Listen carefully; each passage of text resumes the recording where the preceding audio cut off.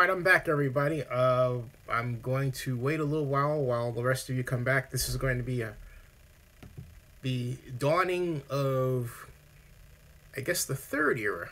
The third, what would you call it? The third stanza, the third act 3 of a multiple act play of Zinnia 62 live streams, right?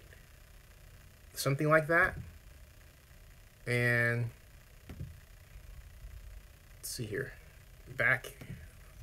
I'm back. Talking Raiders. Back talking Raiders. There. Okay. And share that. There. Thank you. Let's see. Cam throw. Yes. So I'm gonna wait for people to come in. There's 2. It's just me right now. And let's see here. There was 1 viewer. Now that viewer's gone. Who's here? Hello. So there's 1 watching other than me. Hello. Say hello. Hello. Mr. Stevens. Joshua Stevens is first back in the house. How you doing? And Joshua Stevens is joined by someone I cannot see, who just left. They came and they left for whatever reason. But let's see here. We've got, oh, thank you. 2 thumbs up there. Hey, Mr. Stevens, what did you think? Hello, Mr. Doggett. Troy Doggett is here. Hey, Joshua, what do you think about E.J. Manuel being on the Raiders?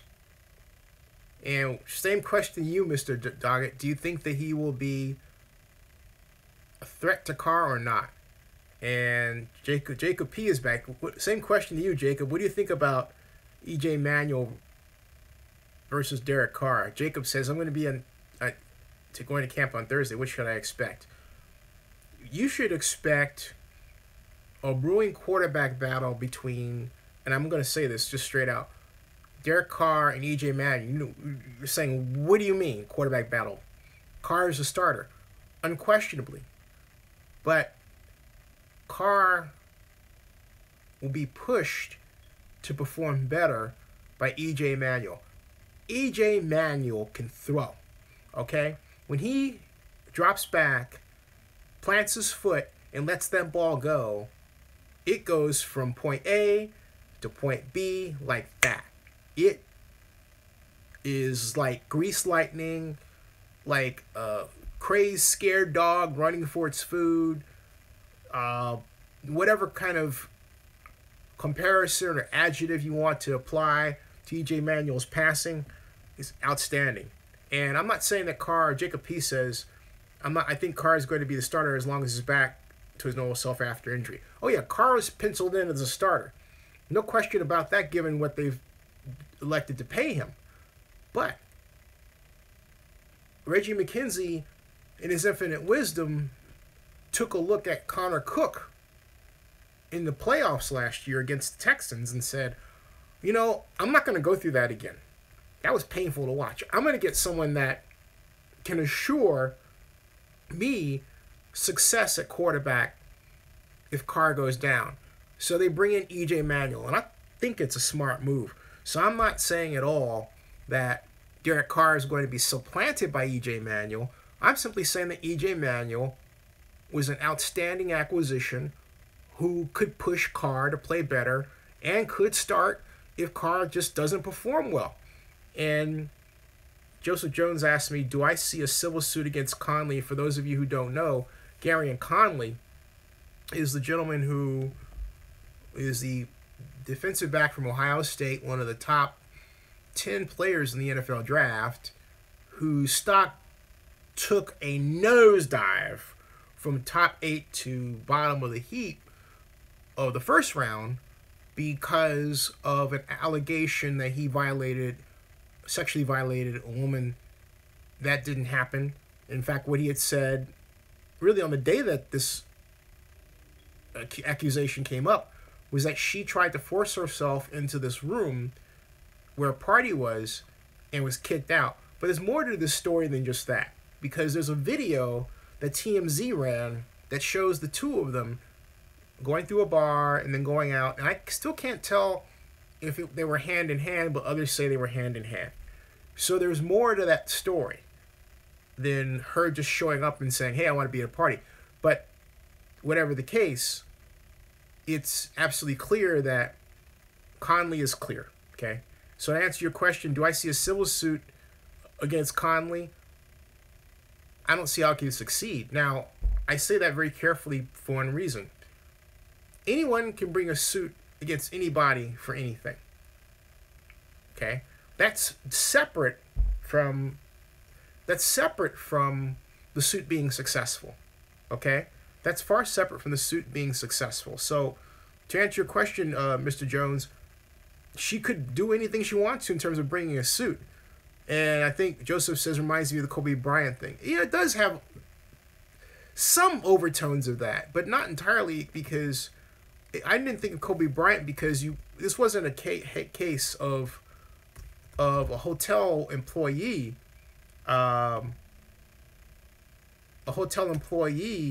saying, hey, you know what? He did X to me, but in reality, she went to his room basically to complete an invitation, right? And then rough sex ensued, too rough for her, and so she got mad. That's what that Kobe Bryant situation was about. This was different. This was entirely different. And the question some have asked me is, will Conley bring a suit against her? I think he's just content to broom this, get on with his life. That was another life when he had less money and comparatively less fame. This is a new world for him, and I'm certain that he's learned something from it. I really am. I'm certain that he's learned something from it. Okay, so here's hoping that that lesson sticks. Joseph Jones says just the scenario of it. Yeah, just the scenario of it is awful. I mean, it really is bad. Now, as far as your question regarding Las Vegas news, the only news that I have, I haven't seen any Las Vegas news, but I'm checking right now because, there's always something that comes up that one may have missed, right?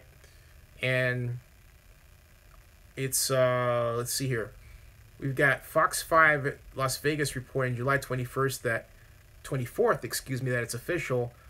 Las Vegas broadcast, home of the Raiders, is kicking off the NFL season, and they're having a watch party. Okay. Big wow.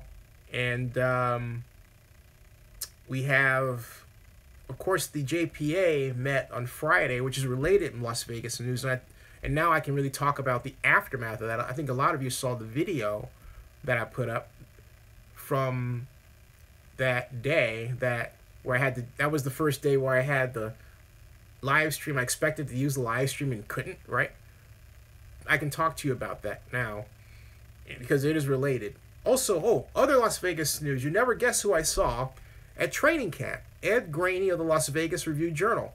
I didn't get a chance to interview Ed about his first visit to Raiders camp. Ed's a friend of mine. We become friends through all of this. He's a great guy and a true professional. I have said it before, and I'll say it again, that he being Ed Graney of the Las Vegas Review-Journal is a true professional and a good man.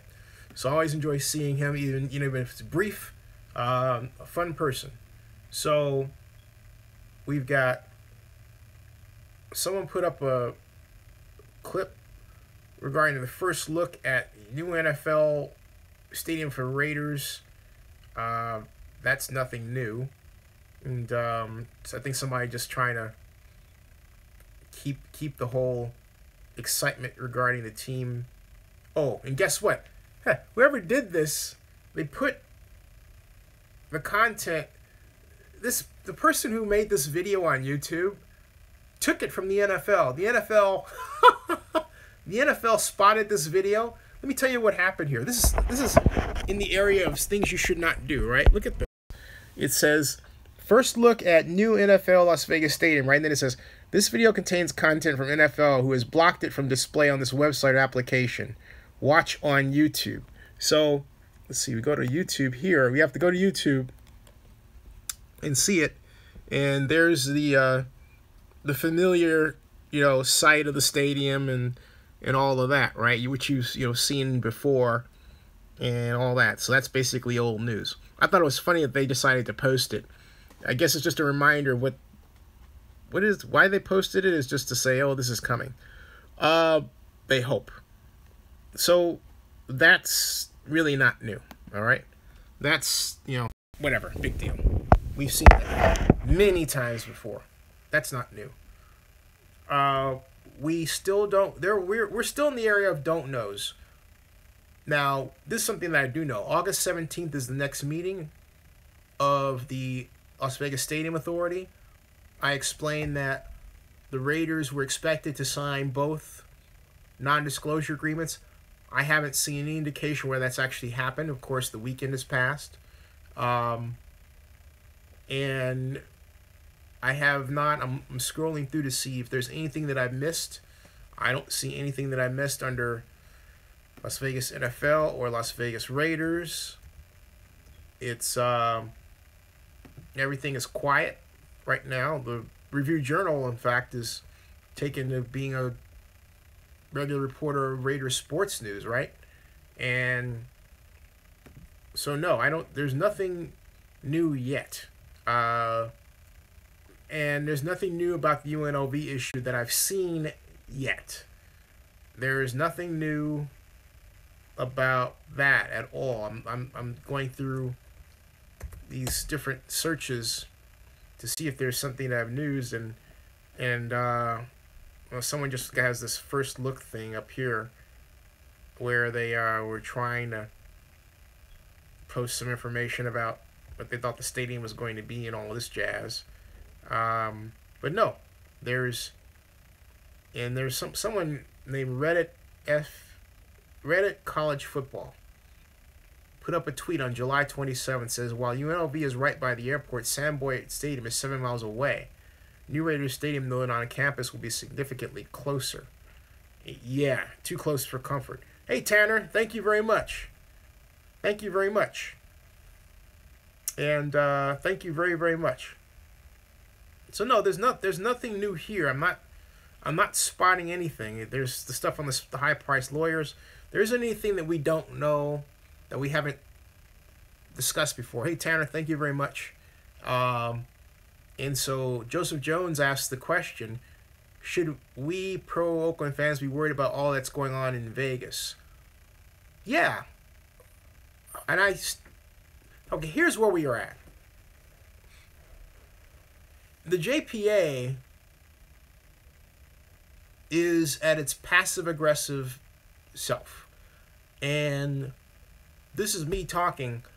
I'm not speaking for anybody else, but the county council made a comment during the JPA meeting on Friday that she didn't know if a nonprofit could be the fiscal agent in a litigation finance situation. Now, what am I talking about? I'm talking about this. Litigation finance is a growing industry within the law, and it was best used by a guy named Stephen Donziger, who's Stephen Donziger? He is a trial lawyer who filed suit against Chevron. In order to fuel his lawsuit, he got none other than Burford Capital and a couple of other litigation finance companies to put in a tune of $20 million toward his effort. Now, what does that mean? It means that he has $20 million to pay lawyers, to pay consultants, and everything else. All right? Hey, John, thank you very much. Thank you. And LX 9933 Zinni, after the JPA meeting on Friday, what is the next step? I'm getting to that, and why didn't they come on board? There wasn't anything announced. So that's what I'm talking about, Alex. And anyway, the whole point, getting back to my discussion, is that Donziger was able to amass this huge sum of money to support his lawsuit. He, oh, you're very welcome. He bribed judges and falsified statements. A lot there that resulted in the eventual outcome of Judge Lewis Kaplan in the First District Court in New York stating, hey, you, Donziger, did all this by fraudulent means. You can't recover any money from your claim regarding Chevron, which was never in Ecuador before, all right? That, I say all that to say this. That was the model for the use of litigation financing in the law. There was the Amazon Defense Coalition, which is a nonprofit, and Stephen Donziger is a trial attorney. Now let's change the names. Let's replace Stephen Donziger with Jim Quinn. And let's replace Amazon Defense Coalition with Forever Oakland, We Stand with Oakland. Same thing. So Quinn, working with Forever Oakland, We Stand with Oakland, can get a Burford Capital to finance the legal effort. They don't need to worry about going out and gaining the $6,100 that they've raised to date. I'm not saying it's a bad thing, but look, they need millions, not a few thousand here and there, like I need. But they need millions. They're going to need 2-3 million base. They might as well shoot for the fences. The problem, as I see it, with the effort right now is Forever Oakland, We Stand with Oakland are letting the attorneys run them. And what I mean by that is when you hire your attorney is supposed to work for you. You don't work for your attorney. But there's this kind of, oh my God, we're so excited. And I understand, we're so excited to have Jim Quinn on, and we're so excited to have Eric Hofstadt on, and that's fine. But it's almost like they've stopped there. And, okay, and so LX993, did I say millions? I did say millions, yeah.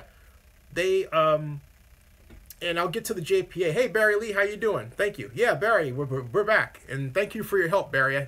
Your email to Michelle helped a great deal. Thank you very, very much. So, John, LX9933 was asking, he said, did I say millions? And I did say millions. At the JPA meeting, the number that was bandied back and forth that would be needed would be about $2 or $3 million for Jim Quinn and Eric Hofstadter for his effort. My point is that more than that can be gotten from a litigation finance company. Here is what I believe the problem is from Mr. Quinn's standpoint, and I don't mean to talk disrespectfully of anybody here, but I am making an observation.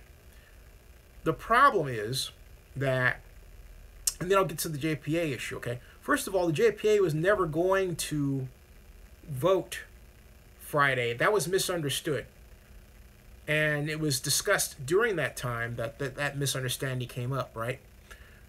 What happened was, oh, by the way, folks, invest. We're back to I'm gonna do my Alex Jones routine. Invest in City 62. Get the truth out. The truth warrior. Be that truth warrior. There it is. Hey, and there it is. It says invest. Look, remember we were talking about how the link didn't come up before? There's the link. It's back. Okay. So now you can see the link. It's right there. You can invest right there. All right. So John Mark said they do need to get on board, John. Now let me come back to that. There was significant progress made that Friday because we were all as one. When I spoke, I didn't speak for my personal perspective that had to do with any history I had or maybe negative stuff. Yeah, thank you. John Mark says invest in Zinnia 62. I'll take $5. I'll take 50, but you'll get shares. But I digress. Back to the point.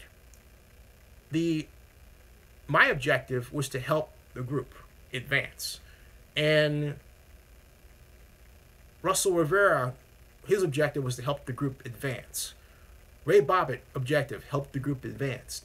Godfather Grizz, objective, help the group advance. Everybody, there was a Sandra Varner was there behind the scenes, and Melanie was there. Everyone who was there, their objective was to help the group advance. Okay, so that was the idea. Now Barry Lee says, "You're welcome, sir. I'm glad, cause that would have been an injustice. Let me know if I can help with anything in the future. You the man's in. Barry Lee, you're the man." Barry Lee wrote a very detailed and very nice email to Michelle Cancelier, my YouTube partner representative, explaining the problem. Oh, by the way, Barry, it wasn't anyone who, in terms of flagging, that we knew, okay? It actually came from this YouTube effort to curb extremist videos, and somehow my video got caught up in the wash. So I sent an email. I followed up with Michelle today. This is on the side. I'll get back to the discussion. I just want to get Barry caught up. I sent an email today just checking in, and then I just kind of panicked, to be honest with you. And I found Jeremy Brigham, YouTube's head of policy, the person that is over the whole situation, the whole policy and community guidelines situation. I made an impassioned plea to him via email, and then I took that same email and I sent it to Reg Berta, who's the director of support for YouTube. I found him on LinkedIn, followed him. He followed me back within, get this, like 1 minute, okay? And next thing I know, I decided, I was actually getting ready to go to bed, and I decided to test the live stream, and it worked. We're back. So anyway, and so no, it wasn't, no, John, it was not a Vegas sabotage. It had nothing to do with that. No, it was because it was too buried in something that someone would have had to know was there. I have 11,700 videos. No one can just come in right off the bat and know which video to pick out that might be something that they think could be a problem. No, they would have to have an algorithm that was searching for issues regarding the Mideast and extremism and all that. My video was mistook for one of those. It was not that. And it was algorithmically mistook, okay? So, yeah, hey, Joshua Stevens. Yeah, John Marks, are you on Facebook, by the way? So anyway, let me get back to the matter of the JPA, because there's this question, and that LX9933 brought up, and I want to make sure that I thoroughly answer this question. Have I done that? Because I want to add some more, okay? The county council was wrong where she said, and I'm going back to something I said a little bit ago, where where she had said that she wasn't sure that a nonprofit could be the fiscal agent. She completely does not understand, with all due respect to the county council, but my mentor was the late Richard Winnie, one of the great county councils in Alameda County history. And Richard, for those of you who don't know the name, and I would guess that all of you don't, maybe one, but Richard Winnie was the person who was the part of the group, the lead group, that sued the Raiders to have them stay in Oakland and crafted the eminent domain argument. Richard Winnie died of cancer a few years ago. Very sad way to end the life of a legend who wrote books on land and economic development and law, but we would always meet, Richard and I, and this is a digression, at a place called the Cuckoo's Nest, which for breakfast, and Jerry Brown used to eat there when he was mayor, over in Jack London Square, off on 3rd Street near 3rd and Jackson. Great place to eat. Had a lot of fun there. We meet there at 7:30 in the morning and just talk about Oakland. So anyway, I really love the city. So anyway, Joshua Stevens says, okay, anyway, Joseph Jones says, my question is, this is Joseph Jones talking, my question is, if the city or JPA won't use taxpayer money for a new stadium, then why not for this? You can't expect the fans to do everything. But Joseph, the problem is that you don't want to have the scenario set up where politicals say no because of the taxes, okay? There's really no need to. Again, in litigation finance, an organization like Woodbridge, or I keep mentioning Burford Capital, or Argent is another, which I believe is the largest, they will invest. Now, what do they want back? they want their cut of the monetary damages. Now, what I believe Jim Quinn and Eric Hofstadt may be concerned about is where the lawyers for a particular litigation finance company might take the whole case. Why? Because in order to make it worth their while, they're going to figure out ways to heap up every additional cost there is so that they can get or ask for, try to get a multi-billion-dollar settlement. Let me give you an example. In the case of Chevron, the Chevron Ecuador issue, Donziger sought a $20 billion judgment. That was reduced to $9 billion. But he bribed the Ecuadorian court. He even wrote the decision for the Ecuadorian court, which is against the law in America. You could be disbarred for that, and it's amazing that Donziger still has his license to practice law, but he does. That's the ultimate case. That's the ultimate example of working with litigation finance attorneys. Now, in our case, you would say, all right,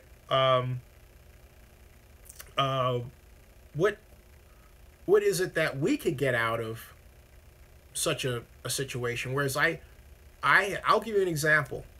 The Oakland Raiders are mentioned on being alone over 28 million times. Okay? Yeah, very strong. Over 28 million times.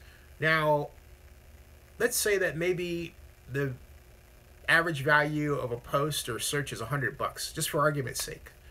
That means that since that would be gone, that's value that's taken away from us if they go to Las Vegas and they start replacing it over time, right? You can say, hey, look, that's $28 billion in value. Well, a reasonable lawsuit will be structured in such a way you can say, well, that alone is worth, realistically $1 billion or $2 billion. And then you can go from there. So there are a number of ways you can quite literally wring out money from different perspectives and say, okay, this is the total value of what we're suing them for. And that could clear $4 or $5 billion like that. Okay? So let's say, just for grins, they just decide, oh, we'll make it fun. We'll say $6 billion in damages, or $10 billion. $6 billion is realistic. $10 billion is an overreach, but $6 billion is something that you could realistically add up. Okay, in terms of damages, and make it stick. If you really wanted to make noise. Now, I'm saying this. I'm not saying that Jim Quinn is saying this. I'm saying that this is what Quinn and Hofstadt are afraid of. They don't want to go in that direction, but that's a direction a litigation finance organization could take them. And I personally think it's desirable. Because, look, here's the problem. You remember the line? How many of you saw Kong Skull Island? I saw Kong Skull Island. Technically twice. How many people have seen Kong Skull Island? Just say yes. I'm waiting for the returns. There's 15 of you, so I should get some feedback. Not getting any feedback yet. Anybody see Kong Skull Island? Rick Rice saw Kong Skull Island. John Marks has not seen it. Oh, terrible, John. It's not Wonder Woman, but it's a good movie in its own right. Okay, and who else has seen it? All right, I'll just go with the explanation. In Kong Skull Island, Joshua hasn't seen it. Joseph Jones saw it yesterday. Did you see it on DirecTV? Just asking. All right. In Kong Skull Island, John C. Reilly plays the long-lost military guy. And, hey, Fred Gates, how you doing? Welcome. He says, you don't come dropping bombs in somebody's house unless you're going to start a fight. Okay? And if you remember the movie, they were dropping these bombs that were supposed to map it out, but they're really trying to dig up something else, right? Those bombs were in Kong's home, and he threw a giant pineapple at him, which I thought was hilarious. Remember that pineapple scene? Bam! It's like, where the frick did a pineapple that big come from? That was hilarious. It was like, okay? Anyway, that was funny. So, Anyway, I use that as an analogy because when Forever Oakland, We Stand with Oakland secured Quinn and Hostad, that was basically tantamount to dropping a bomb in someone's house. And it's the house of the NFL, their jurisdiction. You're challenging the NFL and their ability to move their team, okay?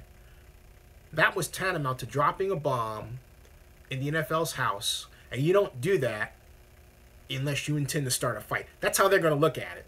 Hey, you're starting a fight. You got two big guns. You're bragging that you got two big guns. You're starting a fight. My point is that, yeah, John Mark says, I've never seen a pineapple that big. I haven't either. That was hilarious. Joseph, I thought that was a palm tree. I have to see that again. I thought it was a pineapple. At any rate, pineapple, it was hilarious. I mean, if it was a palm tree, to hurl that palm tree like that, because the thing had no weight on it, right? That's why I thought it was a pineapple. It made sense that it was a giant pineapple, because it just get that weight on and gets going through the air, and bam, hits the helicopter. But I digress. Anyway, the point that I'm making is that we have went in there and said we're starting a fight. The problem is that the Forever Oakland, We Stand with Oakland folks have, in a sense, stopped there.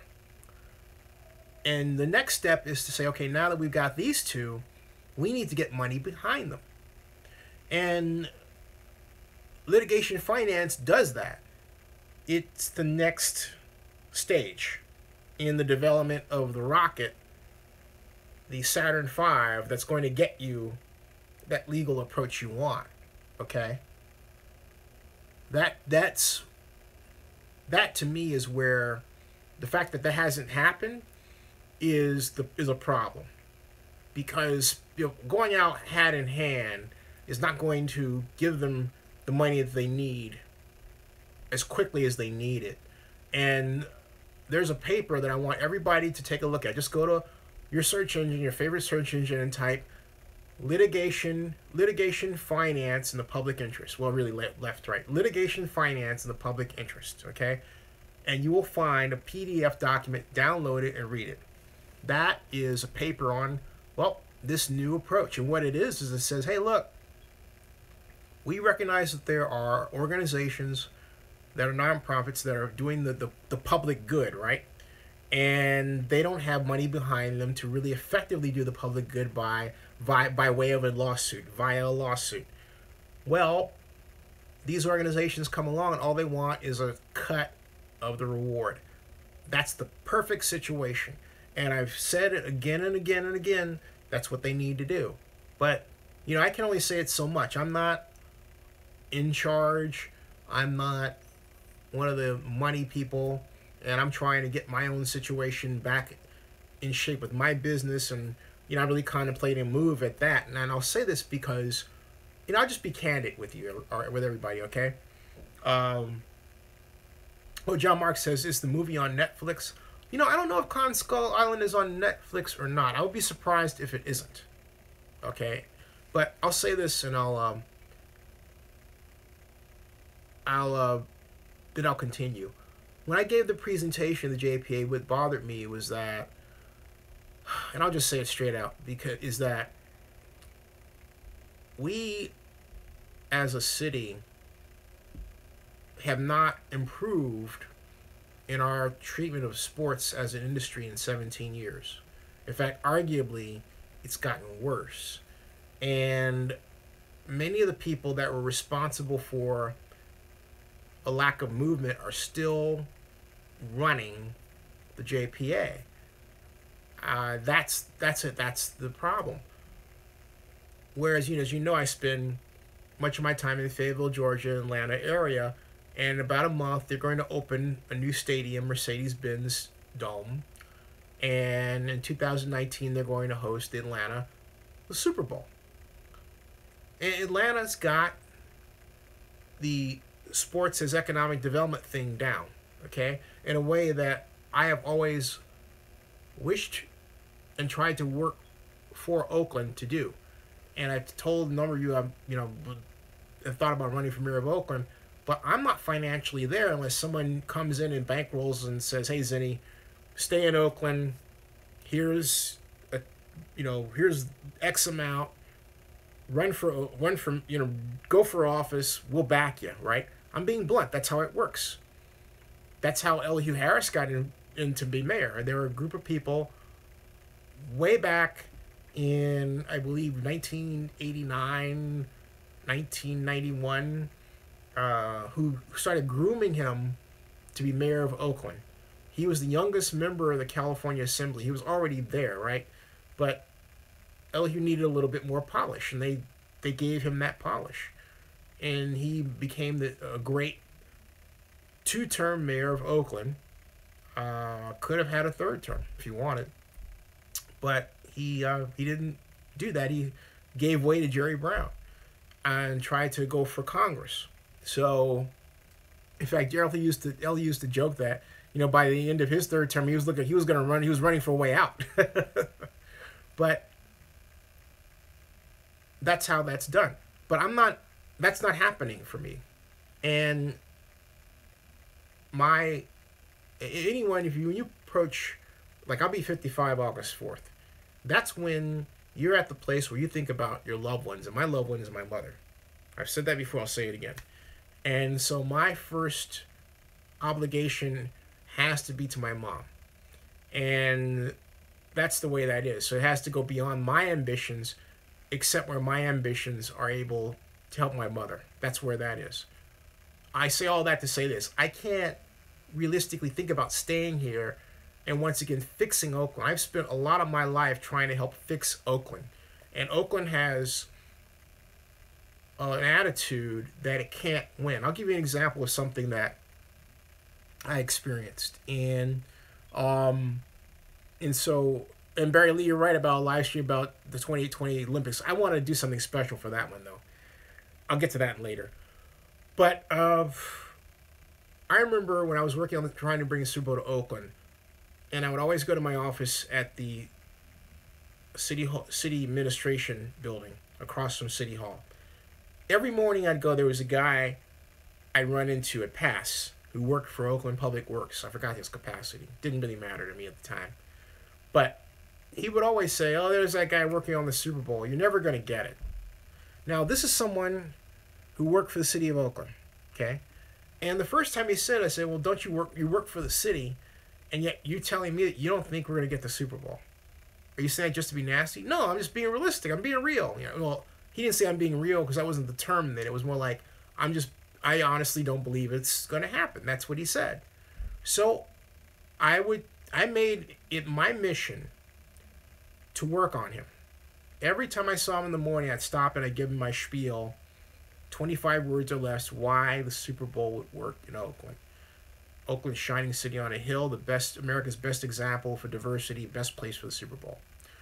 And I would say, at the end of that, I would say, now say Super Bowl Oakland. He wouldn't say it. And so I would walk by him on the way to work every day during the week and say, Super Bowl Oakland. Say it. He never said it. This went on for 16 days straight. 16 working days. On the 16th day, the brainwashing worked. I got him to say Super Bowl Oakland. And why was that so important? Because he was a microcosmic example of how Oakland, to this day, doesn't think he can do anything. And that is reflected in the fear many of our elected officials, except Noel Gallo, the great Oakland District 5 council member, exhibit. And the staff, too. We're afraid. And so they'll come up with any reason not to do things. I told the county council when she introduced that whole nonprofit jazz, I said, man, with all due respect, that's not correct. And please, don't tell them that. They're going to rely on you as the attorney. And if they don't want to do something, they're going to wind up quoting that, which you said, even though it's wrong. They don't care that it's really wrong, but it suits their agenda. We can't have that. I said that point blank to her. And then I followed that up in an email that I sent on Sunday. Okay? I am concerned that we don't want to win. That is my big, as a collective. I'm not talking about Forever Oakland, we stand with Oakland. They want to win. But I'm talking about the JPA. That's my concern. But here's the thing. With litigation finance, We don't need the JPA's money. It's just their backing. But even then, let's say the JPA decided, hey, look, we're going to do this with a twist, and we're not going to get directly behind it, but we'll be a friend, okay? Fine. Because I'm going to tell you something that's going to happen anyway, because of the structure of relationships between the Raiders, the NFL, the city and the county. If Forever Oakland, We Stand with Oakland, file a lawsuit and win, the city and the county benefit from it anyway. They have the leasehold with the Raiders. They have the financial obligation regarding the construction of the stadium. So they're going to do something anyway. That's just straight out by structure. So they can really sit back and say, you know, we support you. And be cool. And I say to Forever Oakland, We Stand with Oakland, that's exactly the scenario you want. You want the JPA on the sidelines rooting for you, you know, giving you information when needed, but not interfering. Believe it or not, that's the best situation they could have. And that's why they need litigation finance. Litigation financing will quite literally buy them. Talking about Forever Oakland, We Stand with Oakland, and Quinn and Hostad the freedom that they need. Yeah. So, Corvette says, JPA, John Mark says Forever Oakland. Corvette says the JPA will screw this up. Seems like Oakland don't want Raiders back. Will make up excuses to not go through with the lawsuit. But here's the thing, Corvette. It's not the JPA that makes the decision. Forever Oakland, We Stand with Oakland has to find its power. Understand that it's in the driver's seat. You know, again, it goes back to my analogy earlier. If you go and drop a bomb in somebody's house, you don't do it unless you're going to start a fight. And Forever Oakland did it. They can't just do this, like drop the bomb and like run and hide. Okay, JPA, we did it. You take it over. No. They've got to be straight on, true north in their intentions. But to expect the JPA to take it over, to me, is a sign of weakness. Okay? So, Barry Lee says, it's 3:25, so time for bed. I'm so glad you're back, Zinni. See y'all later. Have a good night. Hey, thank you, Barry. Yeah, it's 1:28 here. I'm gonna head to bed because I gotta get up myself, and but I'm gonna head to bed soon. I'm gonna head to bed in about 10 minutes. But I wanted to get this up and out and get your questions answered, and hopefully we can gain another investor. We got somebody that invested, just never saw them before, and they put $10 in, which I thought was really cool. Really is. And I'm glad to see this link is back here. See that link? Ding, ding, ding, ding, ding, ding. See that link? Can you see it on your phone? Maybe not. Okay, maybe it's over here that you can see it, right? There's like, see that link in your laptop? Right? See that thing? It says invest right there. I'm kind of pointing at it right there. See that? Yeah. Anyway, my point is that, no pun intended, that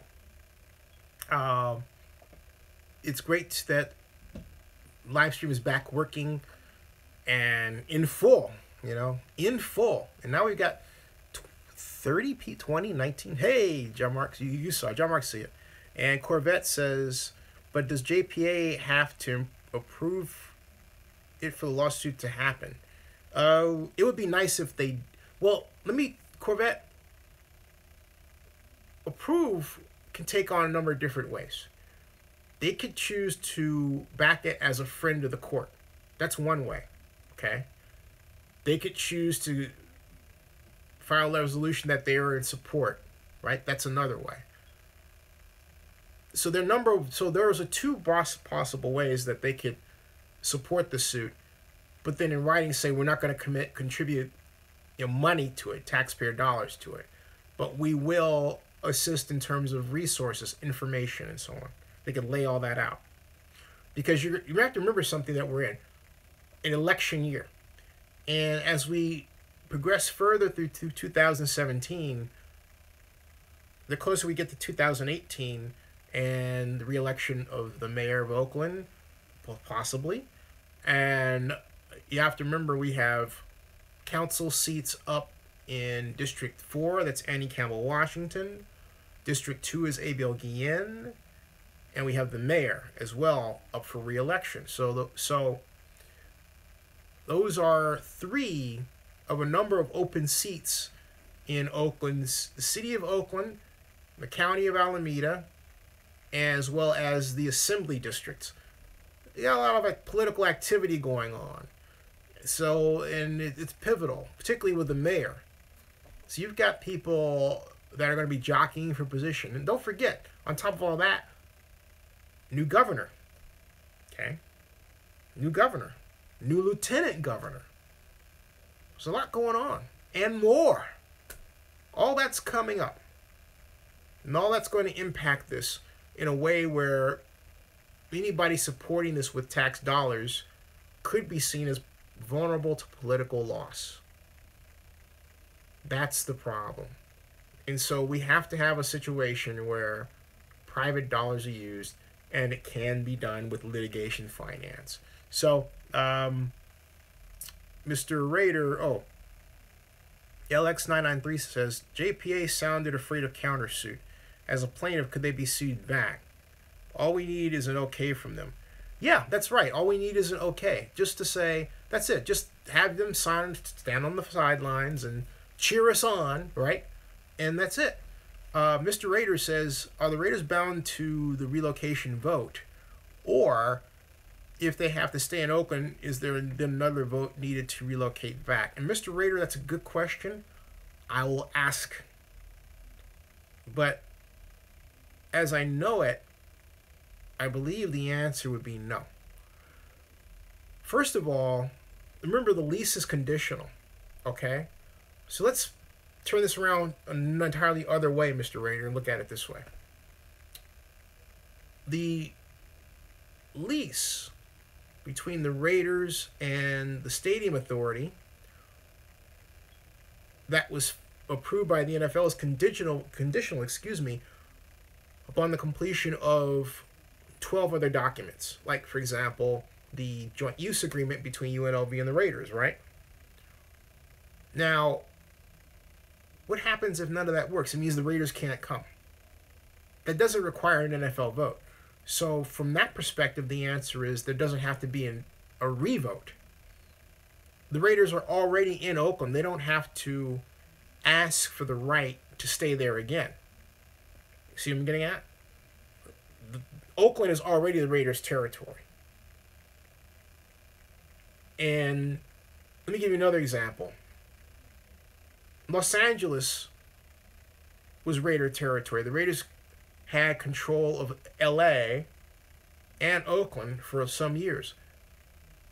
When the resolution was approved by the National Football League that set up the scenario where the San Diego Chargers had first right of refusal to Los Angeles and Inglewood Stadium, and then if that didn't work out, the Raiders, okay? When that was put in place, it effectively took away the Raiders' jurisdiction over that area. So comparatively, the Raiders have jurisdiction over Oakland and Las Vegas now. But if Las Vegas doesn't work out, they don't. So because of that, if Las Vegas doesn't work, they don't have to reapply for permission to stay in Oakland. Because where are they going to go? They're already there, right? So there you go. So there you go. All right? Right. L.A., Mr. Raider says, yes, thanks. Mr. Raider says, L.A. is Raiders territory. Was. Well, that's the thing. It might be Raiders territory culturally, but it's not Raiders territory anymore. It was taken from them by the league. The league did that. The league did that. And I think that's what, when Mark was standing there, that's what was going through his head. When you're standing there after the vote, where you realize that, hey, they gave the Rams the right and not me and the Chargers for Carson. What was going through his head was, hey, look, that's my territory. And they took my territory from me. That was what was going through Mark's head. So Mark was not a happy camper that day. So, Mr. Raider says, no one cares about the Chargers in LA except the Chargers. Mr. Raider says, big mistake of the NFL. That is true. The Chargers are in a fascinating position I've never seen before, with a team that is arguably exciting given they have a new young head coach who's black and you're going to prove himself and is a giant wild card. You've got two situations like that in the AFC West. You've got the Chargers and the Broncos. And those teams are going to be fun to watch because I have no idea what kind of offense or defense they're going to come up with yet. And that's going to be interesting. And the Raiders should be quite concerned. That's going to be like controlling a wild animal there. So, Joshua Stevens says to Mr. Rader's comment that it was a big mistake of the NFL to put the Chargers there. Amen. Yeah, it was. And the Chargers are San Diego, and the San Diego Chargers should be downtown. I know that the Comic-Con people didn't want it, but they should be downtown. And Scott Worden says, hey, Mr. Worden, how are you? He says Chargers should have blown Qualcomm up 20 years ago and built a new Dallas type of arena on the same site. That would have been exciting. But hey, have you seen the plan, Mr. Wooden, for a stadium at that Qualcomm site that they did come up with? That's pretty close to what you're talking about. Yes, I know what you're saying. 20 years too late, but that was what they were thinking. John Mark says LA was a mistake for the Raiders. Yeah. Mr. Raider says they are the puppy off Kroenke and not loved and accepted in LA. No, it doesn't seem like that they are at all. It really does not. That's going to be a painful road, a painful something to watch. By the way, those of you who get shares in Zenny62 Media. Okay? And, oh yes, Mr. Raider asks, Zenny, have you seen the new stadium in Atlanta? Yeah, I did a drive-by vlog, and that's a great stadium. Yeah, I can't wait. And in fact, I'm glad you reminded me of that because I need to get press credentials to get in there. See, there's so much exciting going on in Atlanta. I mean, you've got not just the Mercedes-Benz Stadium, not just the fact that the Super Bowl is coming to Atlanta in 2019. You have a burgeoning entertainment industry that basically, and I've said this before on this live stream, came from California, and some residents believe that California is quite literally being dumped on Atlanta. 16% of all movie production last year around the world was done in one place, the state of Georgia. That's amazing. California, and particularly the Bay Area, has to watch it because you got LA with getting the Olympics in 2028, which is, about 11 years from now. It's still a long time. It's still a ways off. 11 years from now, I will be 64. Wow. 65? Lord, let me live that long. Lord, let me live to 80. But my point is that that's a ways off. But still, it's there. Then they've got the Super Bowl down there. And LA is just becoming this... LA, you know what?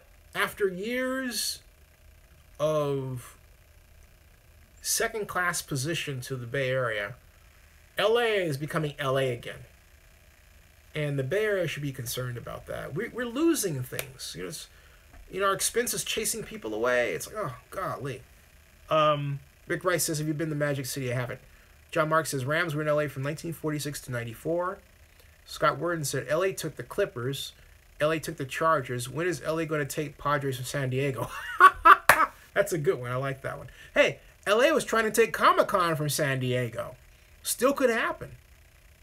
Of course, down the pipe now because San Diego is going to have the Comic-Con at least for the next 3 years. And I believe, or at least I hope, to get that whole convention center thing out of the way and done. Comic-Con belongs in San Diego. Great place for it. Just great. And great place. But no, I haven't seen Magic City. Mr. Raider says, Clippers should move to Seattle and become the Sonics. The return of the Sonics. Yeah, except that Steve Baldwin Baldwin. See, I say Steve Baldwin. I meant Steve, former Microsoft chairman,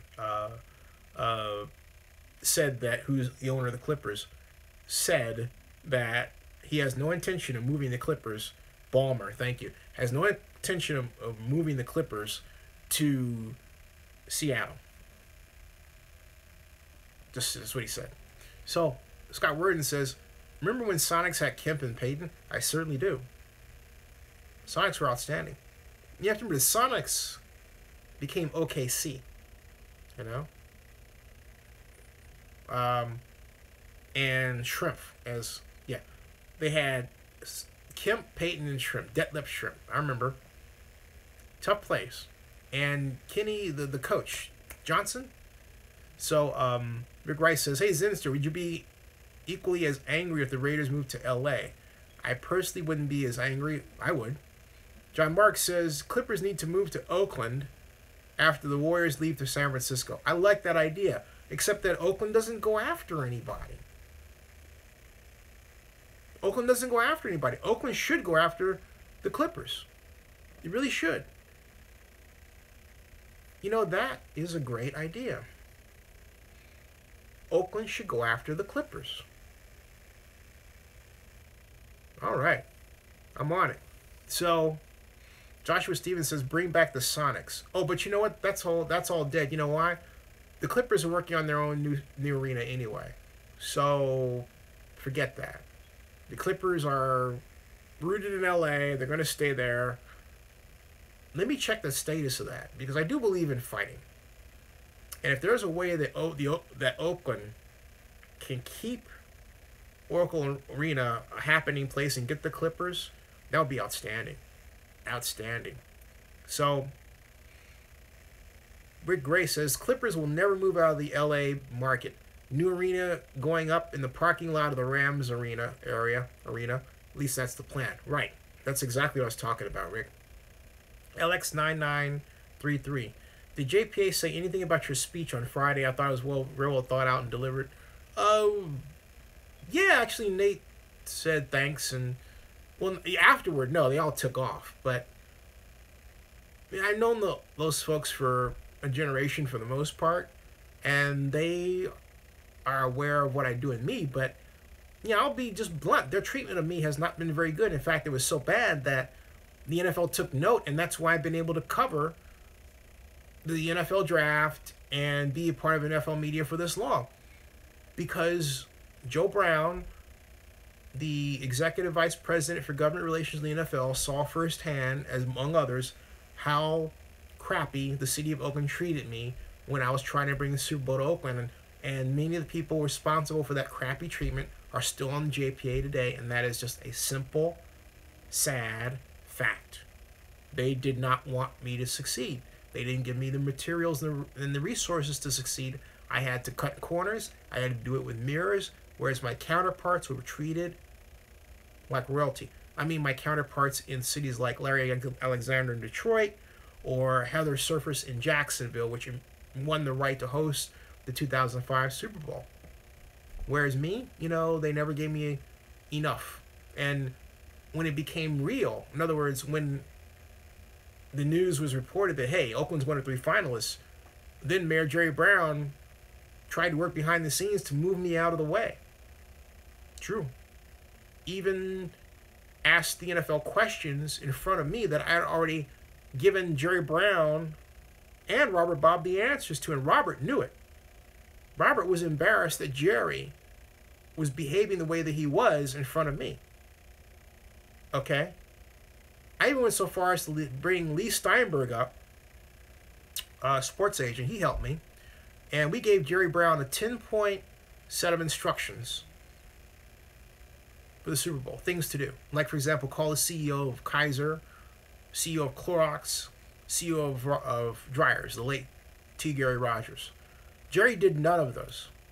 He didn't do anything that a mayor commonly does to promote going after a Super Bowl, because he didn't believe it was going to happen. He didn't believe in me. Okay?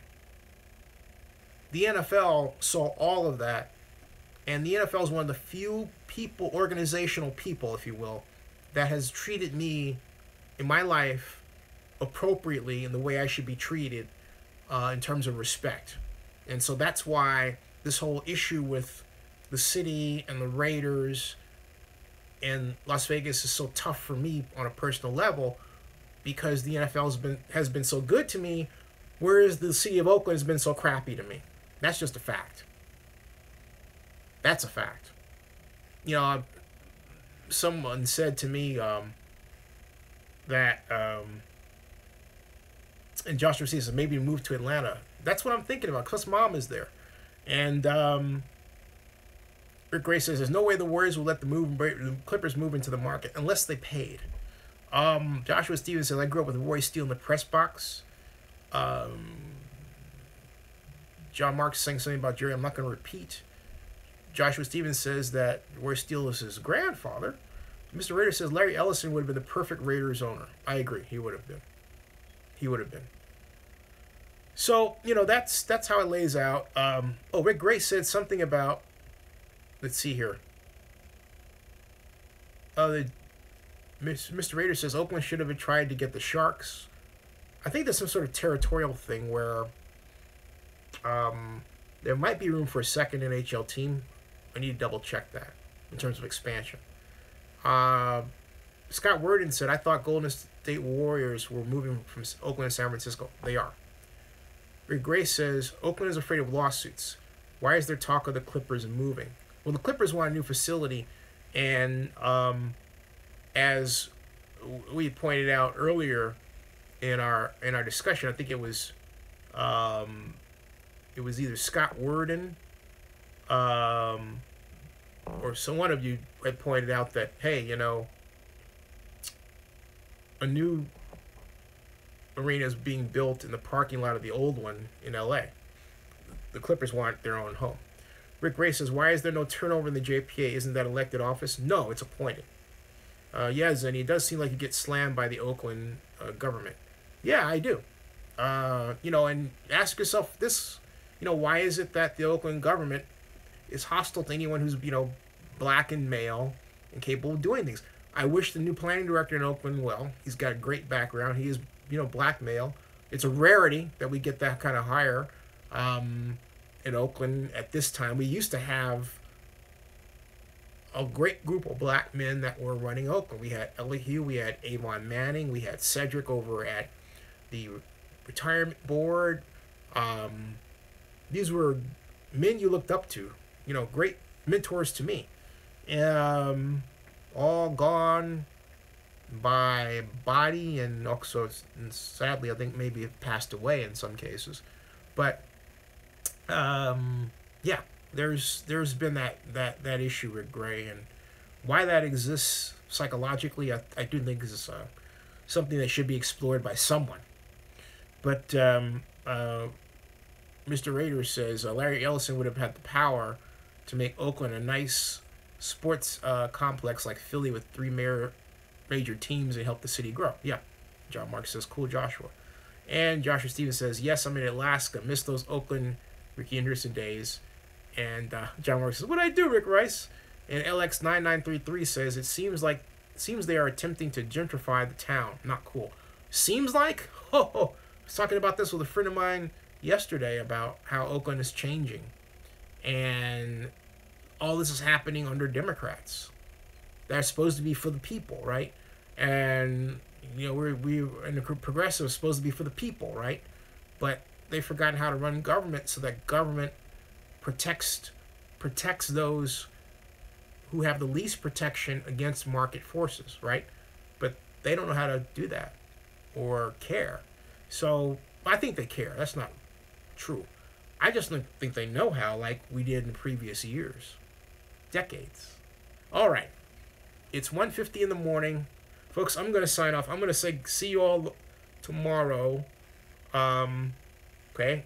And Joshua C. says MC Hammer for mayor. And Scott Worden says too many politicians to power, not people. Right.